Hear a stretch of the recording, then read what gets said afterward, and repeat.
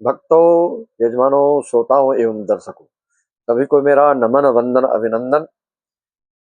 आज के सब्जेक्ट प्रसंग है, इस जीवन में 14 प्रकार के ऐसे व्यक्ति हैं जो मरे हुए के समान हैं। उसका वर्णन श्री रामचरितमानस में दिया गया है, जिसमें कि तुलसीकृत इस रामचरितमानस में रावण और अंगद के संवाद में बताया गया कौन वह 14 प्रकार के हैं जो मरे के समान है। इसके बारे में मैं आपको बताना चाहूंगा। यह जो है लंका कांड में 30वें दोहे में इसका वर्णन आया है, और इस वर्णन को समझने से आपको पता चलेगा कि कौन कौन सी व्यक्ति जिंदा रहते हुए भी मरे के समान है। उसके बारे में मैं प्रस्तुत करने जा रहा हूं। आप जितने हमारे सब्सक्राइबर्स हैं, भक्त लोग हैं, अपने इस ज्ञानवर्धक चीजों को अपने शुभचिंतकों तक, अपने आत्मीय जनों तक, जो आस्तिक हैं, जो धार्मिक हैं, जो सत्संग के लिए लालायित रहते हैं, जो ज्ञानवर्धन चाहते हैं, उनके तक पहुंचाने का दायित्व तो आपका है। श्री राम में सब जग जानी, करो प्रणाम जोड़ जिग पानी। सभी को मेरा नमन, वंदना, अभिनंदन। और उस विषय पर आता हूं जिसकी आप अपलक प्रतीक्षा कर रहे हैं। रावण और अंगद के संवाद में वह अपनी बखान कर रहा है। रावण बारंबार उसके जवाब में, उसके प्रत्युत्तर में इन्होंने क्या रिप्लाई दिया। कहते हैं, जो आस करो तदपि न बढ़ाई, मुए ही बधे नहीं कछु मनुसाई।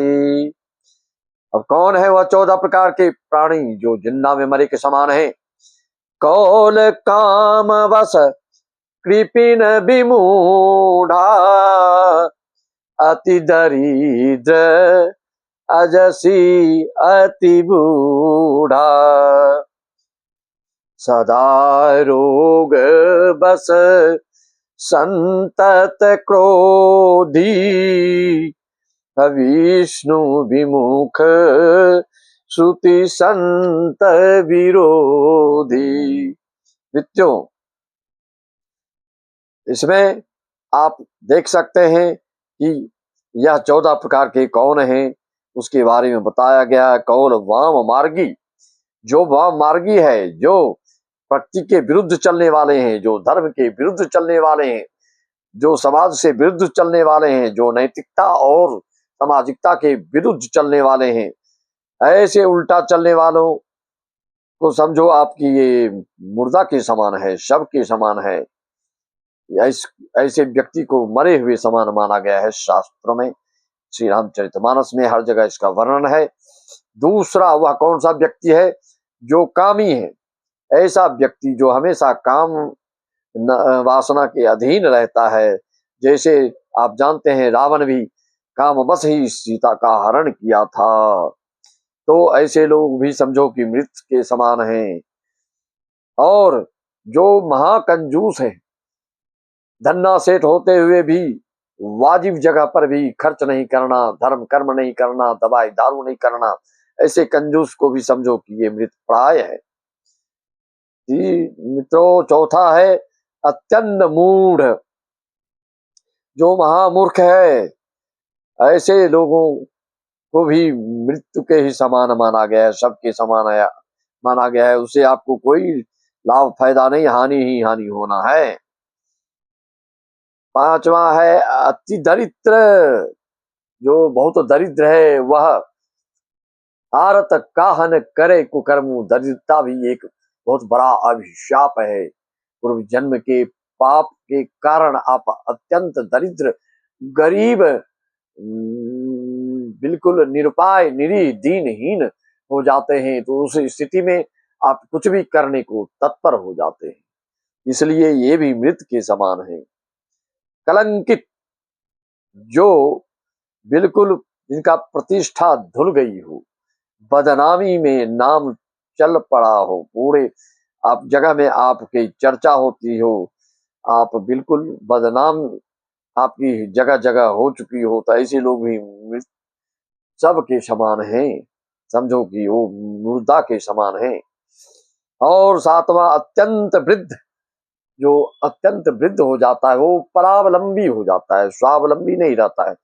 खाना खाने के लिए भी उनको खिलाना पड़ता है, चलने के लिए उनको चलाना पड़ता है, हर चीज उनको कराना पड़ता है। तो ऐसे में तो उनके अभिभावक लोग भी चाहते हैं कि जल्दी इनको मुक्ति मिल जाए।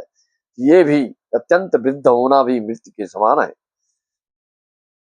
और जो हमेशा रोग ग्रसित रहते हैं, कितनी भी दवाई दारू करें और वो स्वस्थ नहीं हो पाते हैं, तो वह भी तिल तिल कर जीवन जीते हैं, वह भी मृत्यु के ही समान है, सबके समान है।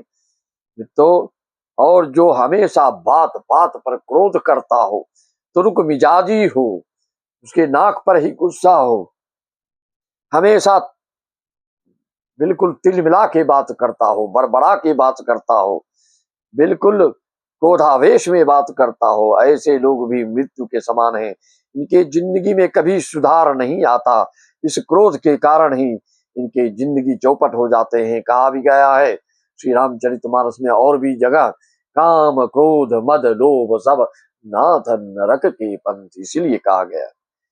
और है 10वां विष्णु विमुख, भगवान के विमुख जो होता है, जो विरोधी होता है, हरिहर निंदा सुनहि काना तिनहि पाप गो घात समाना। भगवान का जो तिरस्कृत करता है, जो उपेक्षित करता है अपने वचन से, मन कर्म वचन से, बहुत आजकल आप देखते हैं जो वामवर्गी है और जो ना हिंदू है, ना मुस्लिम है, ना क्रिश्चियन है, ऐसे लोग खास करके विष्णु विरोधी माने जाते हैं। आए दिन मोबाइल में आप देखते हो राम जी के बारे में, हनुमान जी के बारे में, कृष्ण के बारे में उलूल जुलूल कुछ भी बक देता है, उसके मुख से समझो कि मैला ही निकल रहा है। ऐसे लोगों को भी मृत के समान समझो, जो कि भगवान का कृतज्ञता के बदले वो कृतज्ञता प्रदर्शित कर रहा है, कृतज्ञ बनकर समाज में इस चीज को फैलाता है।